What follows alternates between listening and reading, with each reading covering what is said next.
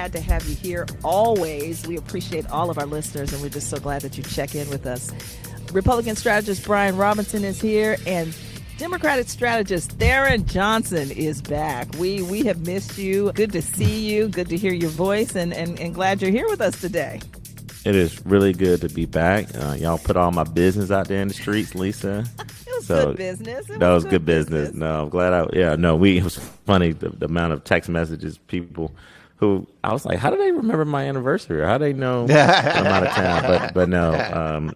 And then also just shout out to Saba, who did a really good job of holding it down for me for 2 weeks. And then we went to the Easter egg roll. Oh, it was wonderful. I mean, this was the largest Easter egg roll in history. They opened it up to more Americans, and Tyson went, and we didn't take Tatum because he's a little too small to go, but it was well organized. And more importantly, the highlight of the event was Tyson, who loves Paw Patrol. He got a chance to meet the Paw Patrol people. No, that's huge. Well, did you eat any of the eggs on the sticks with the dips that they give you? This was something we discussed a few weeks ago. I don't think I saw that. They have eggs on the stick. Yes.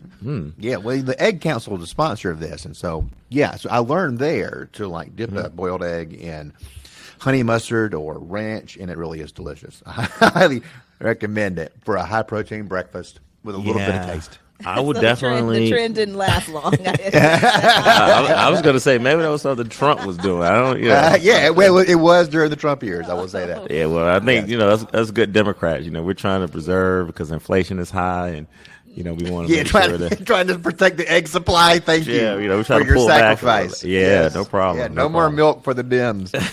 What y'all think about the Masters? I'm still looking for Tiger to show up on the leader. Oh, Tiger! I tell you, I was there Saturday and Sunday. And I saw him. Funny. Saturday and Sunday, but I saw him. I saw him giving an interview at the clubhouse afterwards.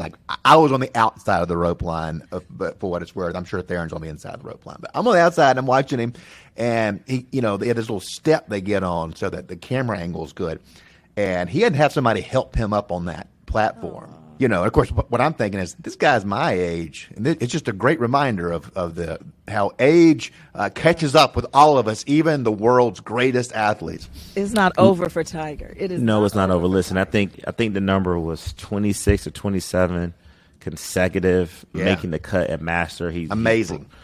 So first of all, Lisa, I would tell you this: on hole number 1, I was there Thursday when Tiger birdied that first hole. People went crazy, and I had to watch myself because I knew what was going to happen, which was to B-Rob's point. This man literally has a reconstructed leg, not a reconstructed ankle, knee, calf muscle, thigh. He's a bionic man. And so shout out to Tiger. I'm a huge fan of Tiger Woods for him to get through the round. And he played amazingly. You got people like DJ, who I like, Dustin Johnson, who was out plus 14, plus 15 in 2 days. Rory McIlroy. But for Tiger to get through there, and look, I realized it. There's no one that goes to that first tee box and gets the response that Tiger gets. Lisa and Lily, if you've never seen it at the Masters, that is true. When T-Dub comes to that tee box, it unites everybody: Democrats, Republicans, Green Party, women, men, gay, straight. Everybody goes crazy over this guy, and so I just really want to thank him for getting through it, and then also just real quick, shout out to RICO Wade, who unfortunately passed this week at the age of 52. He's one of the founders of the Dungy family. I'm a huge Outcast. Everybody, Cool Breeze, everybody from there. That Dungy family is somebody who I grew up with. So Rico is just an Atlanta legend, and I just want to pay my respects to him and his family, and just recognize his legacy and great work in the city. Yeah. And Lisa, I want to say thank you to the Georgia Association of Manufacturers. They had Tharon and I come speak to them this week. So for industry groups out there, have your own political breakfast. Give us a call. Well, that's pretty cool. Pretty cool. And we were wishing you anniversary. It was what, your 5th anniversary with your bride that you were celebrating? Yes, 5 years, and we went back to Tulum, Mexico, where we got married. I'm sure, knowing you kept an eye on what was happening here in Georgia. In politics as well.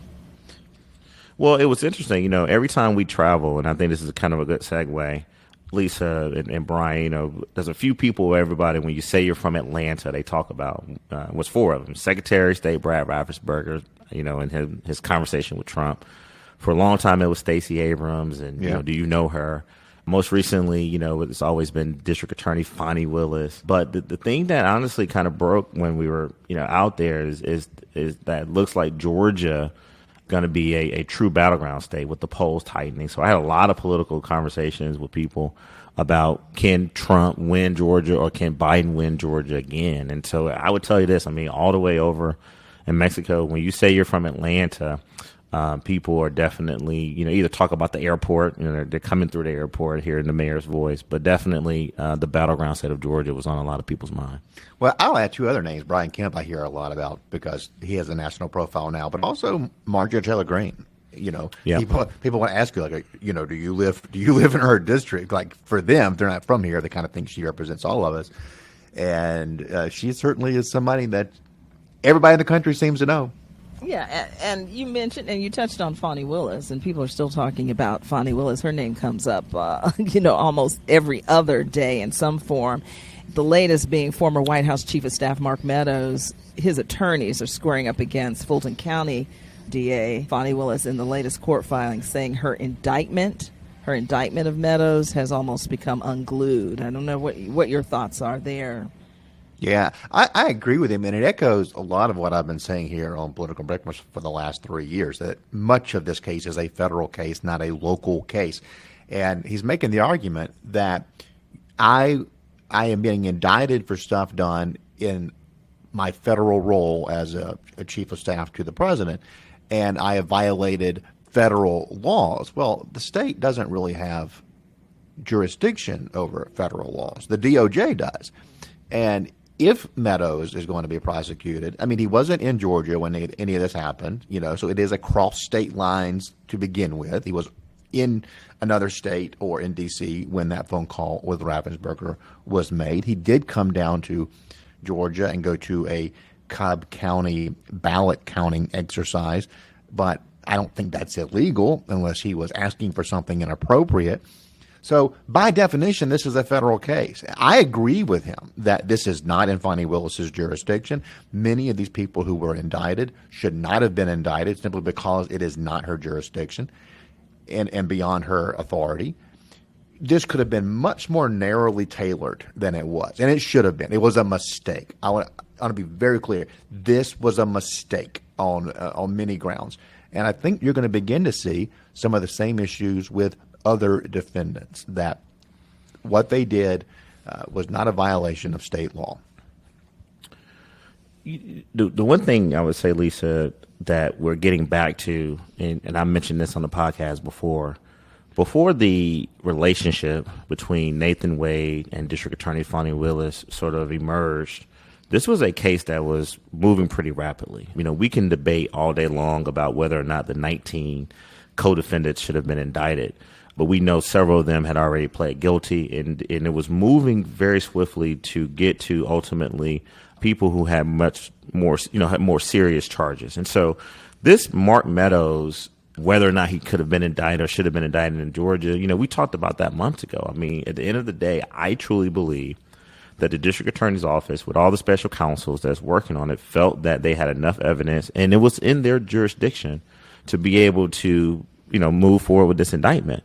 Now, you have to expect that Mark Meadows and his team are going to push back and say this shouldn't, she shouldn't be able to do it.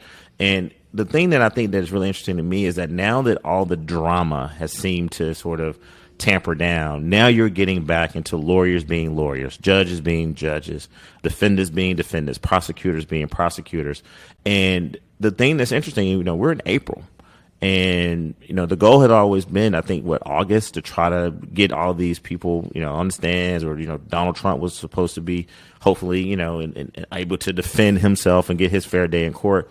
So now it looks like that's going to be extremely delayed. But I think the district attorney, from what I'm hearing, has really just got back into office, Lisa, is back doing what she loves to do, which is prosecuting cases. And I think her team has remained steadfast and focused through all the drama. Now that that's sort of been put to the side, and I'm sure they're going to bring it back up to make sure that these co-defendants are basically on the schedule to be able to appear in front of a judge pretty soon. Yeah. One thing that Meadows' lawyer said is that the case is coming unglued, that he's being charged with violation of federal law. And by definition, that's not her jurisdiction. One thing I would like to see, and I know this isn't possible, but it sort of plays off of what Tharon was saying on the timeline. We often hear about this is all happening during Trump's reelection year, or I guess he's a challenger this year, election year, and this is politics, and all centers around Trump. But he's not the only person on the ballot. I wish that we could just wait until June to do anything else. Let McAfee, the judge, and Fani Willis get through their elections. And Fani's got a primary in May, and the judge has got a challenge in May. The general election for judges is during the primary. Let them get past that. And I think that will clear the air a little bit. I think that'll free Judge McAfee up. He doesn't want to do anything to rock the boat, right? He doesn't want to do anything that's going to piss off one side or the other of this great political divide, because he's got to win in a heavily Democratic county. So if we could just wait a little bit, I think the public would have more faith in this process once it's a little less political than it feels like right now. I just don't think that's going to happen. It's not. It can't. Yeah. That's not the real world. But think about it. Judge McAfee and District Attorney Fani Willis, this kind of can play to their favor too. It can help with fundraising. But I agree. I think they have different. So let's just play it. So if you're Judge McAfee, you're in Fulton County. You're appointed by a Republican governor, right? Governor Kemp. He's hired a campaign team. I'm hearing it's pretty robust, and I understand they got to win. But I think he kind of came out. I'm not hearing a lot of pushback. Now, he does have some very serious opponent. But if you're Fani Willis, you got to continue to show supporters, particularly Democratic supporters and some disaffected Republicans, that you're going to continue to do your job. And part of that is finishing the job, what you say you was going to do, which is to make sure that these people, get their fair day in court. But you've indicted them. So the waiting strategy definitely is one that I just think I don't think voters is as upset. I think what voters really want, and what I'm hearing, is to let all the drama with the text messages and the trips and all that sort of unfold. And now let's get back to the true merits and the true facts of the case. Yeah. You see, and understand where a Republican is going to see this. And that's kind of the viewpoint I want to bring here. If you're a Republican voter watching this case, you know that McAfee and Willis have an incentive to make Democratic voters happy between now and that last week of May when the primary is held. That just gives me a little bit of pause. And, I'm not somebody who sees everything through a partisan lens, but I think Republicans have a legitimate reason to look at this process over the next month and a week with a little bit of leeriness. Do you agree, Tharon? Again, okay, I'll give a Democratic perspective. Yeah. It's three things that Democrats are saying. Number one, we're a little happy that the drama has at least seemed to sort of not be as dramatized, with Nathan Wade and District Attorney Fani Willis. We're really, really, wanting her to get back to the true merits of the case. Secondly, Democrats believe that based on her track record and being a very successful prosecutor and having an office with resources, that they've been able to, prepare for now what looks like now that the drama's over. Third thing is, I think what B-Rob is really bringing up here, Lisa, is that she now has got to be over communicative with the public about the next steps of the case. To me, I think it presents an opportunity for Fani Willis to say, look, all right, I'm past all the stuff with, me giving cash and doing all that, but here's a timeline. And without, but the challenge with that is the more you talk, if you're a prosecutor, the more you give the defense an opportunity to, sort of contradict what you're saying, or to sort of depose you, or to sort of, what do you call it, when you cross-examine what she's saying. So she's never been one to litigate in the public, Lisa. But if I was kind of on her team, I would say now is the time, to Brian's point, let the voters know I'm doing my job. Here's a proposed timeline, and these are the resources that we're going to have to exhaust to make sure that I carry out what I started, which is making sure that these defendants get their fair day in court. Another name that keeps creeping up is Georgia Lieutenant Governor Burt Jones. A special prosecutor, as you both know, has been appointed to investigate him, and it's based on him, signing on as an elector for Donald Trump back in 2020. He says he did nothing illegal. Have you guys had time to sort through this all these years later, and the fact that he's still saying he did nothing illegal here? Nothing illegal. Well, what we've waited on here is for the Prosecuting Attorneys Council leader, Pete Scandalakis, to either give this investigation to a sitting DA or do it himself. Now, as we have said here for a long time, there was no way a DA in another jurisdiction wanted to take on investigating the lieutenant governor of Georgia, someone who has a say over their budget, which comes through the state budget. It's something that's going to be impossible for them. It's a lose-lose. So, and beyond that, it just consumes resources that most jurisdictions don't have.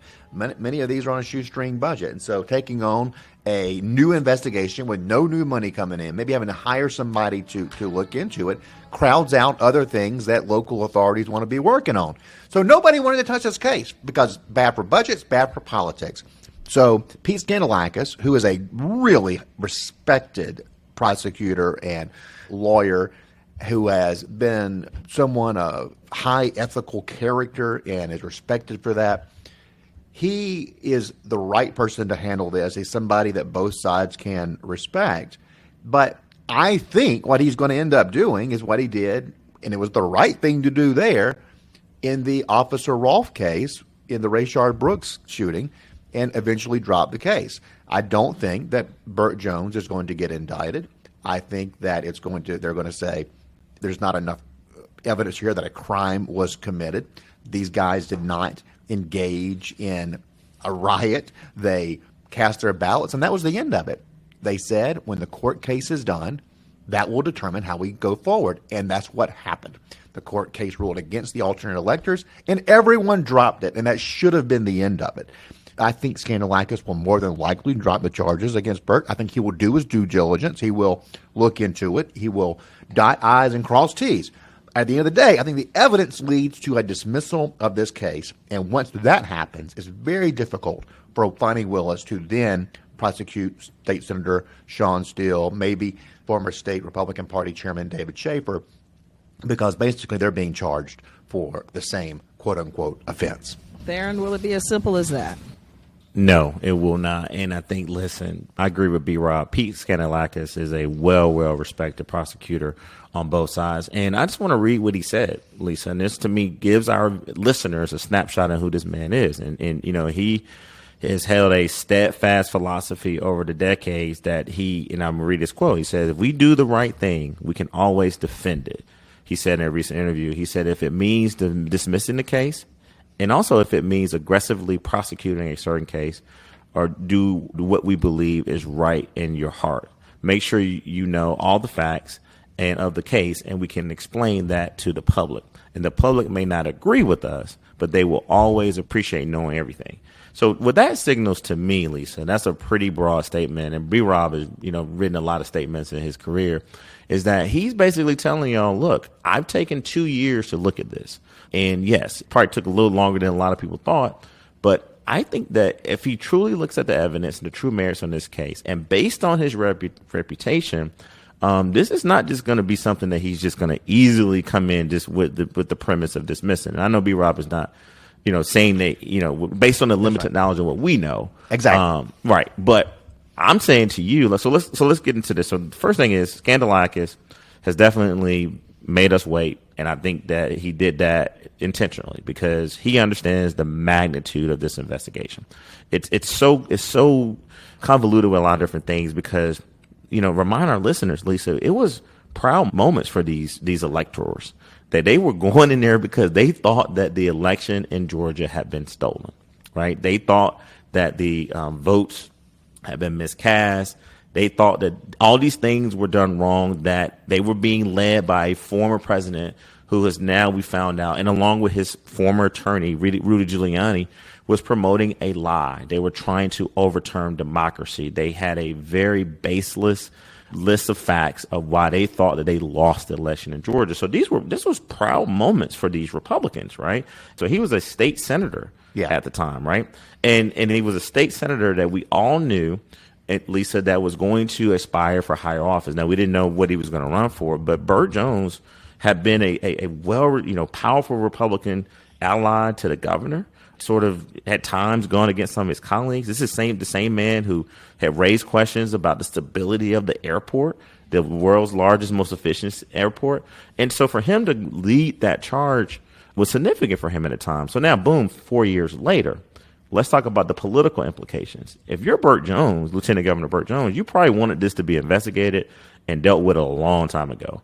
But the fact that we're talking about it now and it replaces the Nathan Wade sort of DA Fani Willis sort of drama, and now you will see Democrats maybe start to kind of pile on. But I think that people are respecting that Pete Scanalakis will give Lieutenant Governor Burt Jones a fair and proper evaluation of the evidence. And if he doesn't bring charges, I'm sure he'll be able to explain that. But go back to his statement. He's going to do what he feels is right. But let's talk about if he does decide to press charges or move forward with Lieutenant Governor. I mean, this now could have the opportunity to hurt the Lieutenant Governor and his political chances, and the Republican Party would have to really make a decision about how they respond to him. Or, Lisa, we've seen it have the opposite effect. It will probably embolden his candidacy, right? He will probably take a Donald Trump type sort of approach to this. But if you look at the Lieutenant Governor's statement, it's been consistent. And B-Rob, you can back me up on this. I'm ready to talk about it because I've done nothing wrong, and I'm ready to basically get this over with. So the fact that he's remaining in that posture, I think, is probably the smart thing to do. You are listening to Democratic Strategist Tharon Johnson and Republican Strategist Brian Robinson, and the conversation continues in our second installment of Political Breakfast that you'll hear later this week.